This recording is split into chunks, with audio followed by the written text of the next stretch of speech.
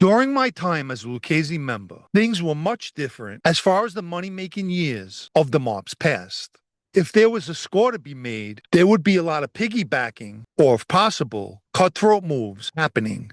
I even told the story when Spanky and Johnny Sideburns both lied and said that the guy we were collecting money for was wearing a wire, all for the sake of getting a larger cut for themselves. Hence, why you'll often hear me say that back then, everyone was chasing the same dollar. If you ever watch the Nature Channel and see a pack take down a prey, before that animal touches the ground, the entire pack is on it fighting for a piece. That type of scene best describes the mob during my time.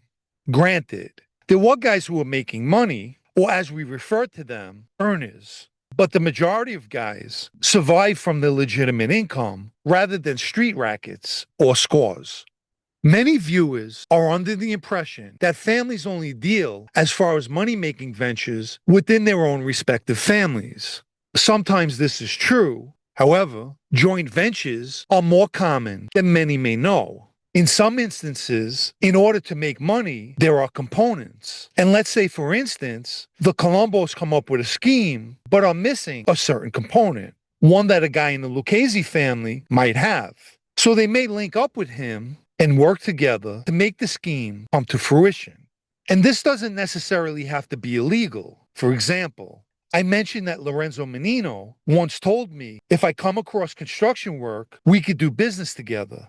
In the mob, money's welcome, whether it be from a score or from legitimate means. Members of the mob do network, just as legitimate businessmen often do.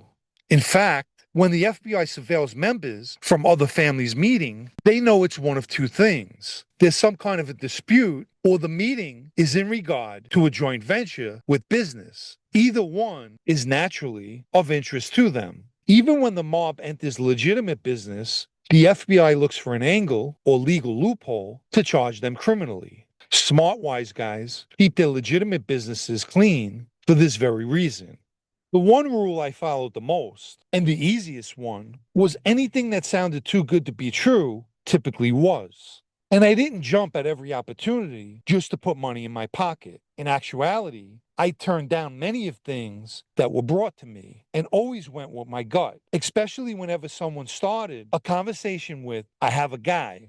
More often than not, that guy would turn out to be an agent or someone an agent put onto you. In my experiences, this was the case with either people wanting to borrow money or have you collect it. One time, a Colombo associate I knew brought a guy to me. Allegedly, the guy was half Italian and half Russian and wanted $140,000 of his money collected. The guy happened to mention that he was friendly with Frankie Radici, a Gambino member.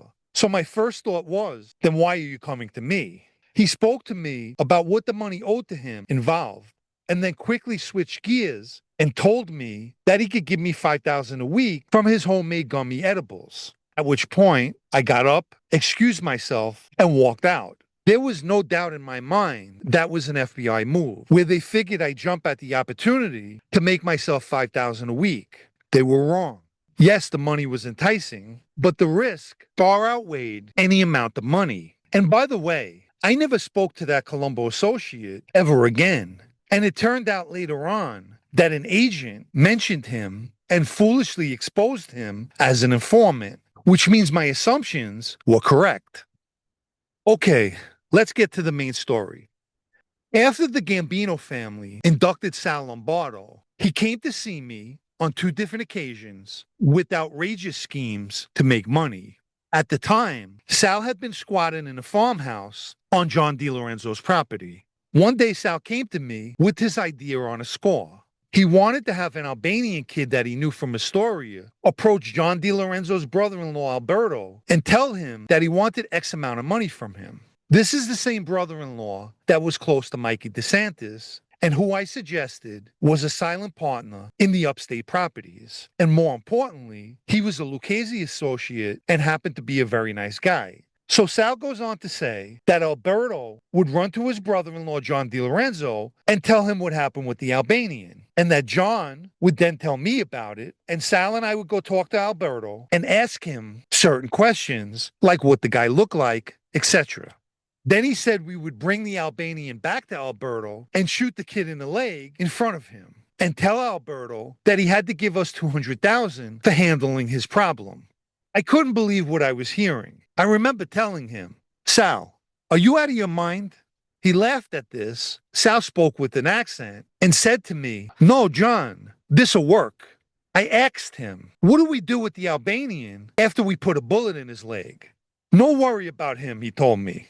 "We send him to the hospital. He keeps his mouth shut. I take care of him." I think Sal was jealous of Alberto due to the fact that he was extremely wealthy. But this was beyond jealousy. So seeing it for the insanity that it was, I told Sal to forget about the crazy idea that he had.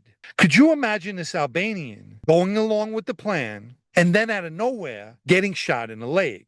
To this day, I shake my head when I think about it. I would see Sal quite often because he had $27,000 of my money and was always late with the VIG.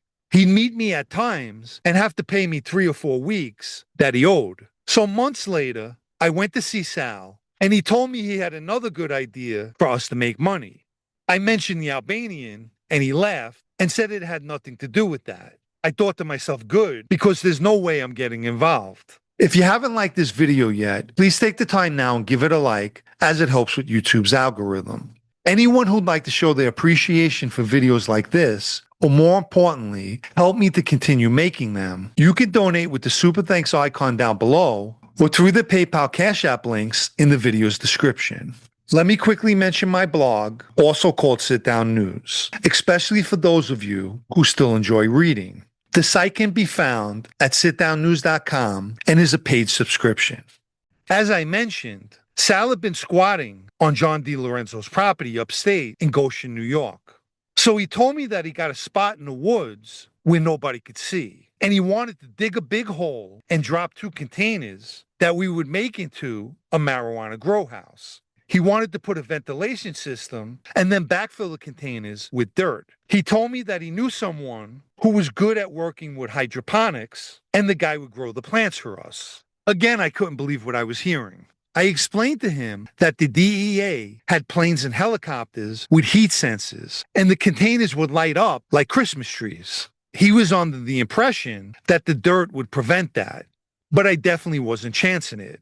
Also, I wasn't stupid. Sal was desperately trying to get out from under the money that he owed me and kept coming up with these half-baked schemes, all of which I refused to get involved in.